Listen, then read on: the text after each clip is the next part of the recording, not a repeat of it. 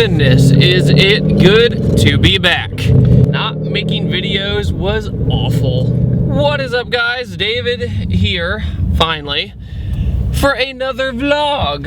And the reason it took me so long to make this vlog was because the microphone that I had to make all these videos with broke. And the reason it broke wasn't exactly what you thought it was. It was actually a little irreplaceable plastic piece, not the actual mic itself.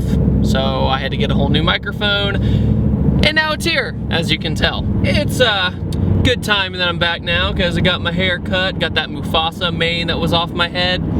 It's pretty bad. Thought Scar was gonna kill me when I woke up. Other than the other free time that I had, a little creative juices went through me, and I came up with this. This is my new t-shirt and hoodie design. Smurf Nation, so we can all be together as bright blue things that live in a field. Not really, that's not us. Anyway, I figured I'd come up with a t-shirt, a hoodie design, because first of all, it's cold out right now, so buying a t-shirt isn't really ideal. And second, I felt like you guys needed a hoodie or a sweatshirt that made you feel a part of this channel, because we are all one big, happy, car-loving, Smurf-loving family. Say that 10 times fast. And just so the 0.2% of ladies that watch this show, there's also a girl version as well. So now that I have my shameless self-promotion out of the way, let's move on. So, do you guys remember the 3000 GT VR4 I reviewed? Well, I'm currently on the road where it was totaled.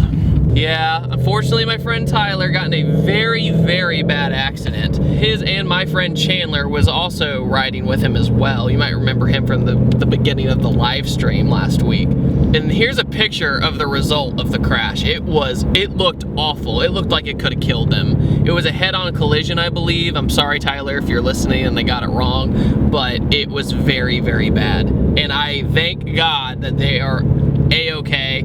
They had some minor injuries, but thankfully they are alive and well.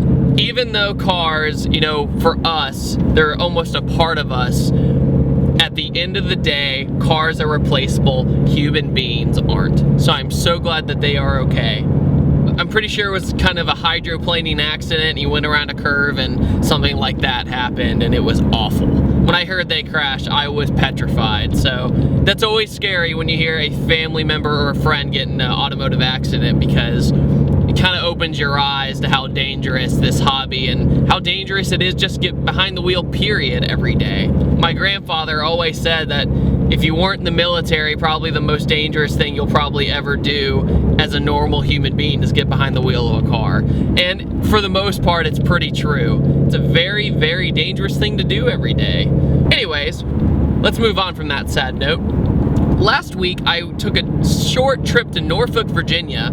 I was asked to be an extra in a little short film, like student film from my school, because I wanted, you know, an extra car. And the main character, you know, he's at this intersection, he's having this like emotional breakdown or whatever, and he's in the middle of an intersection, and all these cars are honking at him because he won't get out of the way. Well, I was one of those cars, and I'm just kind of in the background, so if that student film is ever released, I think it'll be kind of cool that there's a little Easter egg in there that, you know, me and my car are in the background.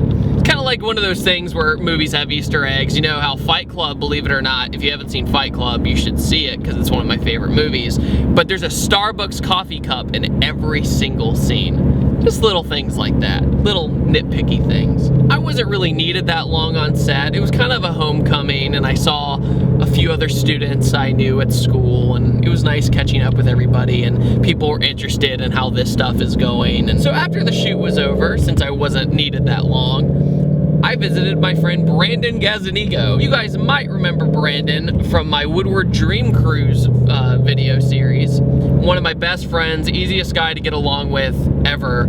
I would go on any road trip with him and it'd be fine. He went to Detroit and Pittsburgh with me. He was in the car during the BRZ review as well. And he works at a museum in Norfolk called Nauticus. What Nauticus is where the battleship called the Wisconsin is. The Wisconsin was deployed in 1943, so kind of near the end of World War II, getting close to the last like climax of the war, so to speak. And and the thing was just vicious. And it was even deployed in the Persian Gulf War too, so it had a very long term of service. And Brandon knows that ship inside and out. He showed me around every little thing of the ship, and it was very interesting, me being such a history geek. It's just so nuts how, you know, these servicemen in the Navy, they stay on these ships for so long, and, you know, they're just so claustrophobic almost. And here's some shots from Nauticus I got while I was down there. Hope you enjoy them.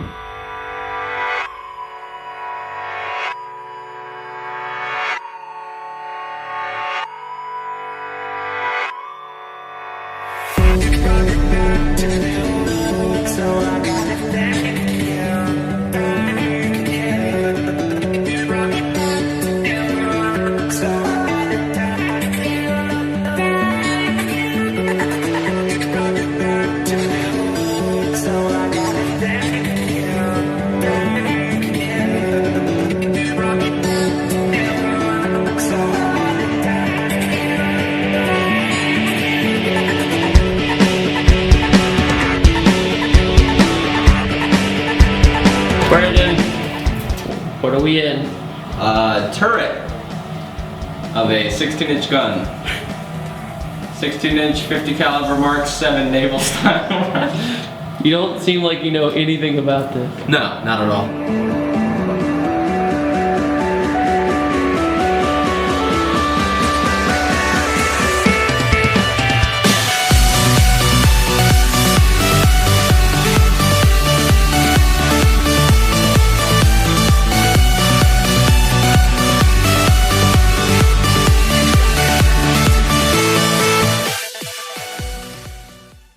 You know, Brandon told me everything about the ship that I needed to know. It had all that cool stuff around it.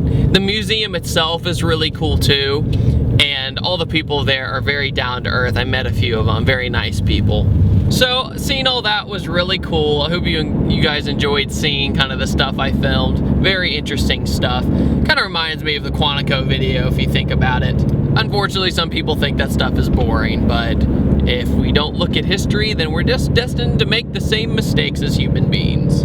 Other than that, guys, I hope you have an awesome rest of the day. I'll see you next time. And one more thing. You know how I made those t-shirt and hoodie designs, right? Well, some people are thinking that fans should send in more designs and stuff and get my opinion on them. I just want to let you guys know, if you guys are t-shirt designers or you want to be aspiring t-shirt designers, let me know and I'll gladly take a look at them. So feel free to send any designs whenever you guys like, because this is one big community and I want you guys to be a part of it.